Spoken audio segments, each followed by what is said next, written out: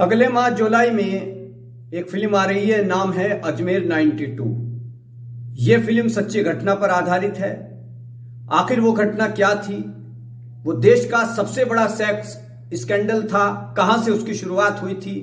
तो वक्त ना गंवाते हुए मैं आपको वो घटना पूरी बताता हूं। 1992 राजस्थान का अजमेर, वहां पर कुछ अमीर घराने के, रसूखदार घराने के, पावरफुल लोगों की औलादे एक लड़की को ब्लैकमेल करते हैं। वो किसी तरीके से उसको अपने फार्म हाउस पर बुलाते हैं या किसी और जगह पर बुलाते हैं, उसके साथ रेप करते हैं और फिर उसकी न्यूड फोटो खींचते हैं। उस जमाने में मोबाइल नहीं था, ना ही डिजिटल कैमरे थे, तो आपको मालूम होगा कि तब वैसे कैमरे इस्तेमाल होते थे जिनकी रील धुलने के लिए जाती थी। उससे वो फोटो खींचते हैं आपत्तिजनक, और फिर उस लड़की से ये कहते हैं कि अगर तुम अपनी सहेली को लेकर के नहीं आई तो हम ये फोटो शहर की दीवारों पर लगा देंगे, तुम्हारे माँ बाप तक भेज देंगे, तुम बदनाम हो जाओगी, किसी को मुंह दिखाने के लायक नहीं रहोगी। उस बेबस लड़की से ये हैवानियत भरे लोग ये बात कहते हैं, और फिर इसी तरीके से वो लड़की मजबूर हो जाती है और अपनी सहेली को लेकर के आती है। अब आपको जान के हैरत होगी, उस लड़की के साथ इन्होंने रेप किया, उसको ब्लैकमेल किया, उसके फोटो खींचे गए, उसको धमकी दी गई, वो किसी और को लेकर के आई, फिर जिसको लेकर के आई उसके साथ भी वही सब दोहराया गया। उसके साथ रेप किया गया, रेप करने के बाद उसके गंदे फोटो खींचे गए, न्यूड फोटो खींचे गए, और फिर उसको कहा गया। अब धीरे धीरे यह मामला करीब 100 लड़कियों तक पहुंच गया। बताया जाता है कि 100 लड़कियों से भी ज्यादा हो गया था। पूरी तरीके से ये बात सामने नहीं आई थी कि कितनी लड़कियां हैं, लेकिन कहीं पर बताया जाता है कि 100, कहीं 150। तो ये मामला 100 लड़कियों तक पहुंच गया था। अब जब ये मामला इतना ज्यादा वो हो गया और किसी को खबर नहीं, फिर ये जिस कॉलेज में पढ़ती थी, एक गर्ल्स कॉलेज था, वहां पर ये लड़कियां पढ़ा करती थी, सभी एक ही कॉलेज की लड़कियां थी। वहां पर क्या होता कि ये जो अपराधी थे ये अपनी गाड़ी ले जाते, किस तरीके से उनसे संपर्क करते। गाड़ी बहुत दूर खड़ी होती, स्कूल की छुट्टी होती, लड़की उसमें बैठती और फार्म हाउस जाती है, जो भी जगह थी वहां पर जाती। वहां पर ये जो गैंग बन गया था लड़कों का, जो रसूखदार, जो बड़े खानदान के लोग लड़के थे, ये उस लड़की को हैवानियत का शिकार बनाते थे। और उसी तरीके से वही कहानी कि उसके बेचारी के फोटो खींचते और उस पर दबाव बनाया जाता किसी और लड़की को लाने का। अब ये जो वो कैमरा था, वो कैमरे की रील धुलने के लिए एक लैब में जाती थी, एक फोटोग्राफर की दुकान पर जाती थी, वो वहां पर धोता था। जैसा कि आपको मालूम होगा कि रील धुलती थी, निगेटिव वगैरह बनते थे। तो वो जो मालिक था वो भी इन्हीं का अपना आदमी था, लेकिन उस दुकान पर कई कर्मचारी काम करते थे, और उस दुकान पर काम करने वाले एक कर्मचारी ने वो फोटो, उनमें से कुछ फोटो निकाल करके चुपचाप अपने पास रख लिए और पता किया कि ये लड़की ये कौन है। और जो फोटो उसके पास थे, फिर उसने उन लड़कियों को ब्लैकमेल किया जिसके फोटो उसके पास थे। अब इसी तरीके से ये फोटो शहर में कई जगह पहुंच गए। बताया यह जाता है उस दौरान कई नेताओं ने, कई और लोगों ने उन लड़कियों को, बेबस लड़कियों को ब्लैकमेल किया। ये कहा कि फोटो तुम्हारे घर वालों को दिखा देंगे, हमारे पास तुम्हारे फोटो हैं, और फिर उनके साथ गलत काम किया गया। तो जब ये मामला चल ही रहा था, और वो लोग कौन थे मैं आपको बताता हूं कि जो देश का सबसे बड़ा सेक्स स्कैंडल राजस्थान के अजमेर में हुआ था, वो लोग कौन थे? वो लोग थे फारूक चिश्ती, अनवर चिश्ती, नफीस चिश्ती, तीनों कांग्रेस के नेता, पैसे वाले लोग, खादिम बैकग्राउंड, ऐसे लोग कि जिनको देखकर कभी कोई यकीन ही ना करे कि ये इतना घिनौना काम कर सकते हैं।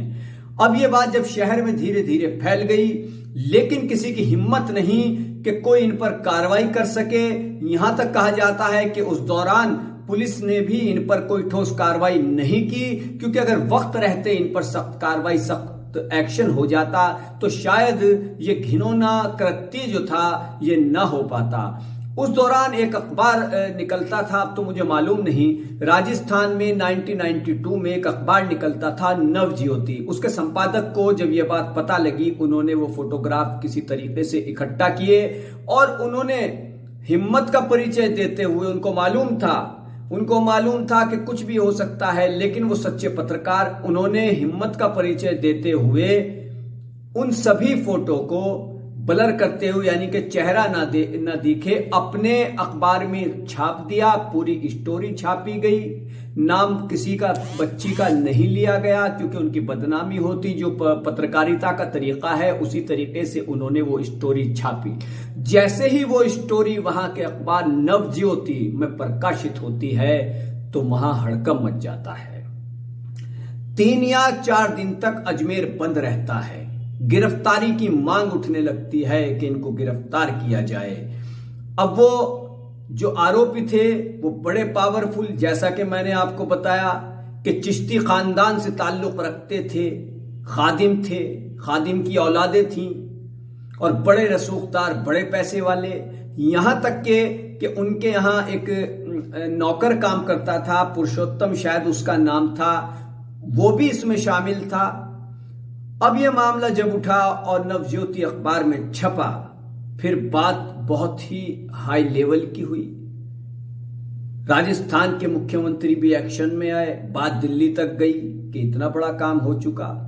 और आपको यह बता दें कि इसकी एक वजह और थी इस मामले के सामने आने की, कि जिन लड़कियों का यौन शोषण हुआ था, जिनके साथ गलत काम किया गया था, हैवानियत की गई थी, उनमें से 6 लड़कियों ने, करीब 5 या 6 लड़कियों ने एक के बाद एक खुदकुशी कर ली।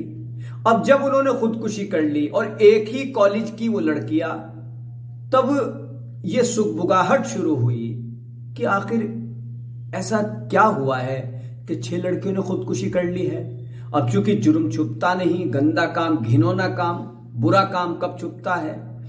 धीरे धीरे ये सुगबुगाहट शुरू हो गई कि मामला क्या है। उसी दौरान नवज्योति अखबार के एडिटर ने फिर ये खबर छापी, जिसके बाद हंगामा हो गया। इस मामले में कई गिरफ्तारियां हुई। गिरफ्तारियां होने के बाद जमानत मिली, किसी को उम्र कैद हुई, किसी के बारे में यह कहा गया कि जहनी तौर से ये डिप्रेशन का शिकार है, मानसिक संतुलन सही नहीं है, जमानत मिल गई। इस मामले में ये लोग कितने पावरफुल थे, इसका अंदाजा आप इस चीज से लगाइए कि जब ये मामला चल रहा था तो कोई लड़की जबान खोलने को इन आरोपियों के खिलाफ, इन दरिंदों के खिलाफ तैयार नहीं।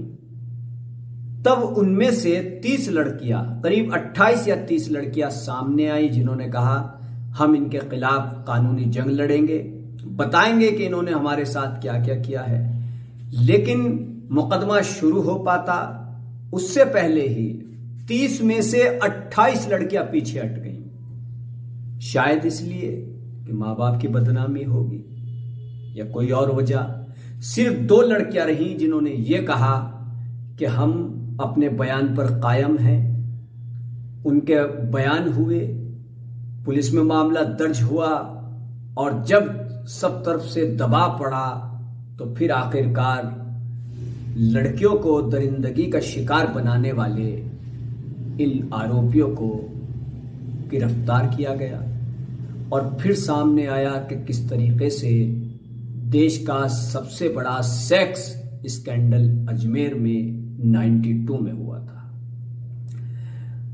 यह मामला इतना ज्यादा घिनौना था कि उस वक्त में जब लड़कियों के रिश्ते उस जगह पर आते थे जिन इलाकों में यह काम हुआ, क्योंकि लड़कियां एक ही गर्ल्स कॉलेज में पढ़ती थीं, रहने वाली कई दूसरी जगहों की भी थीं, तो जब ये मामला अजमेर में आया तो किसी लड़की का अगर रिश्ता आता तो वो जाकर के गुपचुप तरीके से जहां वो रील धुलती थी वहां पता करता और उस अखबार के दफ्तर में भी जाता, नवज्योति जहां से ये स्टोरी छपी थी, और उनसे कहता कि हम किसी को नहीं बताएंगे, हमें बता दीजिए हमारे बेटे का रिश्ता आया है, और जिस लड़की से रिश्ता आया है आप खुद बता दीजिए क्या इस लड़की के साथ भी ये दरिंदगी हुई थी? यानी कि आप इससे अंदाजा लगा सकते हैं। लेकिन इसमें एक चीज थी कि अगर वक्त रहते लड़कियां भी अपनी जबान खोलती और जो दरिंदगी उनके साथ हो रही थी, जो की गई थी, तो वो शायद इतने बड़े स्तर पर ना होती, मामला वहीं रुक जाता, अपराधियों को सजा मिलती। लेकिन अपराधी चिश्ती खानदान से, खादिम की औलाद, कांग्रेस के लीडर, पैसे वाले, रसूख वाले, हिम्मत नहीं कोई कुछ बोल दे। मैं आपको किसी वीडियो में यह भी बताऊंगा कि एक और पत्रकार ने जब इनके खिलाफ लिखने की हिम्मत की तो सच लिखने पर किस तरीके से उसका कत्ल हुआ, यह भी मैं आपको दूसरी वीडियो में बताऊंगा। तो मैंने आपको यह बताया बहुत ही आसान अल्फाजों में कि अजमेर का 1992 का सेक्स स्कैंडल क्या था, कैसे उसकी शुरुआत हुई थी। जितना रिसर्च किया, जितनी जानकारी सोशल मीडिया के तमाम प्लेटफॉर्म, अखबार की वेबसाइटों से मिली, उसके आधार पर मैंने ये जानकारी आपके सामने रखी और ये बताने की कोशिश की कि जुर्म कैसा भी हो, कितना भी शातिर तरीके का आदमी हो, कितना भी रसूख वाला हो, एक ना एक दिन सामने आ जाता है। तो ऐसा ही इसी मामले के साथ हुआ कि रसूखदार होने के बावजूद भी आखिरकार दरिंदगी सामने आई, सजा भी हुई, कुछ बरी भी हुए, जमानत भी मिली। किसी ने अपने आप को कहा मैं डिप्रेशन का शिकार हूं वकील के जरिए, किसी ने कुछ, किसी ने कुछ, किसी ने बुर्का ओढ़ करके अदालत में जाकर के सरेंडर किया क्योंकि पुलिस पीछे थी। तो बहरहाल ये मामला अजमेर 92 जो फिल्म आ रही है उसमें कहा जा रहा है कि इसी सच्ची घटना को दिखाया गया है। अब फिल्म कितना इंसाफ कर सकती है, क्या दिखा पाती है, ये तो फिल्म देख करके ही पता लगेगा। लेकिन इतना जरूर है कि अगले माह जुलाई, माना जा रहा है कि 14 जुलाई को फिल्म रिलीज होगी।